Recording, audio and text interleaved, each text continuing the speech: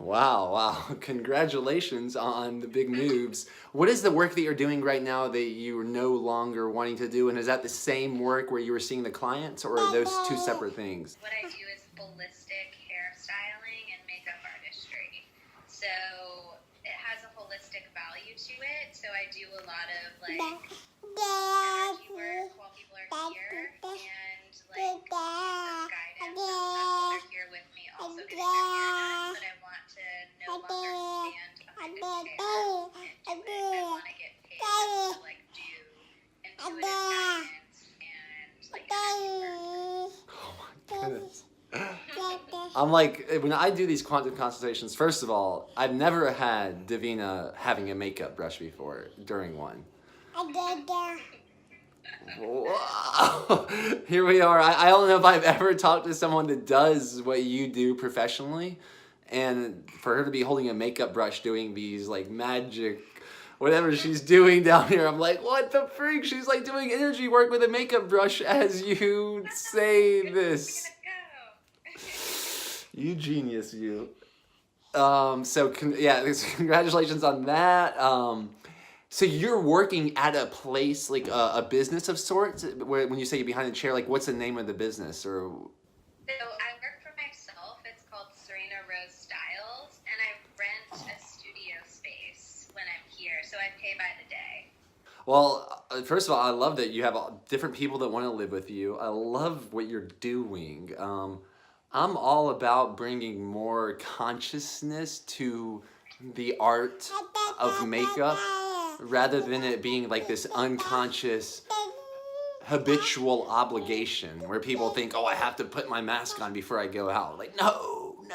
Like, if you're gonna put makeup on, like, make it awesome and have fun doing it. And make believe, make it up. Like, what it is, it's not a hiding mechanism in my opinion as much as it's a highlighting. So I love that you're mixing like energy work and a holistic perspective into that practice, and that you want to move. Awesome, congratulations. I don't want to live in Baltimore either, so I don't know what if that's where your hometown is from, or if that's why you're there exactly.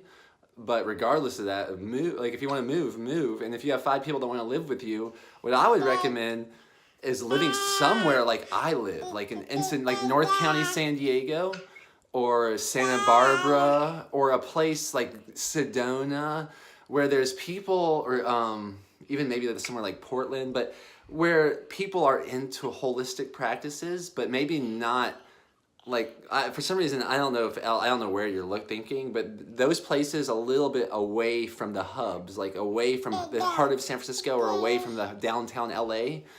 I feel like you're offering an alternative makeup and beauty perspective. And if you had an amazing house, like what Timothy just got, he got this oceanfront house for the month. I would be very curious if you did something like that with your 5 friends, and you had like complete makeovers for people. So it was, maybe there was makeup and style, maybe there's a makeover, maybe there's dressing up. I don't know what it is, but mixing that type of practice into a holistic perspective. And maybe it's a 1-day retreat, maybe it's a 4-day retreat, but I have a feeling these goddess women niching in to that space and specifically offering that for women to gather and feel beautiful in a beautiful place. I bet it'd be even, not only it'd be where you want to live and what you want to do, but it would be more fulfilling. So I think it's a great freaking idea. The question is, how are you going to do it? If that's what you really want to do, what's the next move?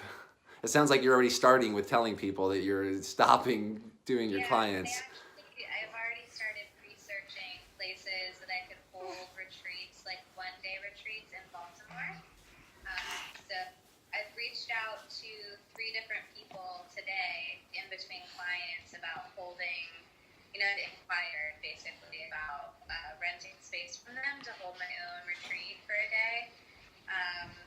And yeah, I have another idea too that is kind of like with hair, because when people get a haircut, it's very spiritual for me. Like, I bless the space. I feel weird throwing my hair into the trash, which is another thing to think about. Like, I kind of want to do, like, perform like a holistic, like, haircut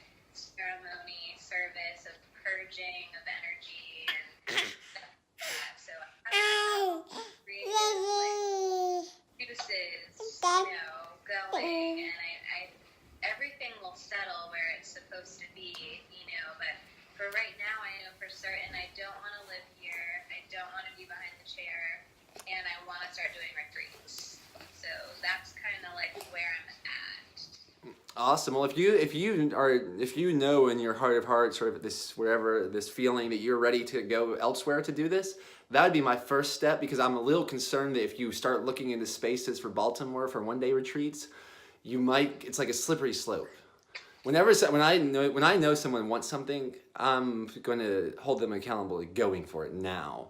Because the winning, maybe you remember in the book, that whole winning thing, I've seen way too many people win on themselves. We've had people 10 years ago, ever since like when we first started hosting retreats, people keep telling us they're going to come to the next one. I'm like, there's been about like 30, I still haven't seen you. Like, what is this? And so I think it's a real pattern that people get to break. It's a cultural thing. Like just casually putting things off what they want to do now. No, that's part of breaking normal for me. It's like, oh, if you have an idea you want to take action on now, let's do it.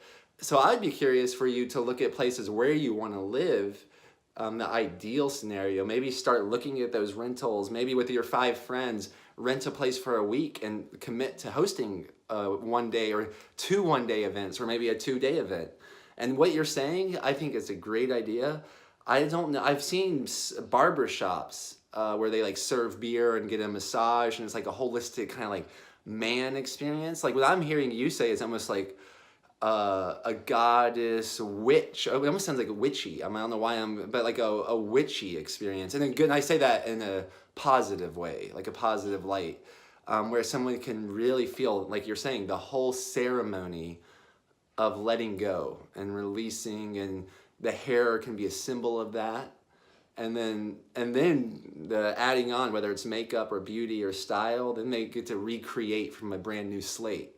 So, and I think I have a feeling you'd be really good at that.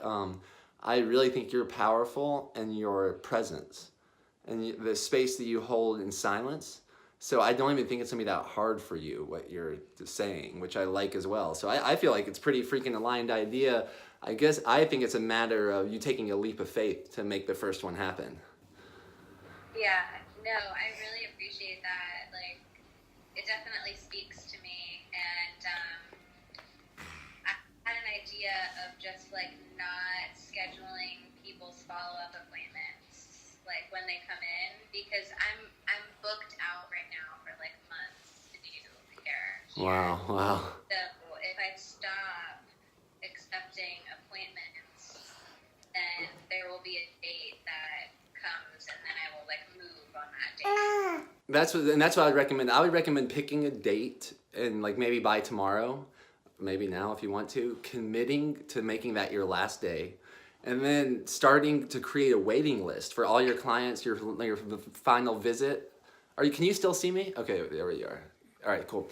For your final visit of these clients, to let them know, like, hey, you're just pretend you're leaving to go to Santa Barbara, and if they want to be on your waiting list for your first actual like holistic makeover experience on the full moon, however you want to ritualize it, or the new moon, that go ahead and make sure that you give them your email and phone number so that you can inform them when that first one happens. I already have a list started. Awesome. Well, I feel like with about the last 30 seconds here, I just want to affirm you. I think you're on a cool path. It's unique. It's niched. I think it's aligned with you. And I want you to keep me in the loop and let me know how it goes for you. Yeah, thank you. I actually am interested in receiving some information about Costa Rica as well. Nice. It looks like it's going to be March 8th.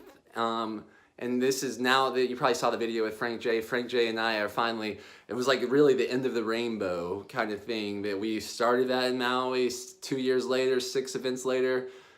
And now, so this will be officially like the first breaking normal experience, and it's still gonna be a tribe design. It'll probably be called like Spring Breakthrough, and it's gonna be really focused on the initiation of breaking normal experiences. So probably a lot of that conscious courtroom individual work, more of that, like more of getting people to break through any barriers so that whatever gift they have, They completely own it, regardless of who's around. If there's their family, if it's a random group of friends, if it's a good friends, they're getting people so aligned with their genius that they're willing to break through any cultural norms. And I think Costa Rica is gonna be a fun freaking place to practice at this permaculture resort. It'll be like outdoor glamping up in the mountains in Costa Rica. So I'm excited. I'm excited to be outside, living outside in Costa Rica with an epic group of people again. Run, guan, guan, guan. Run, guan, guan, guan. Run, guan, guan, guan.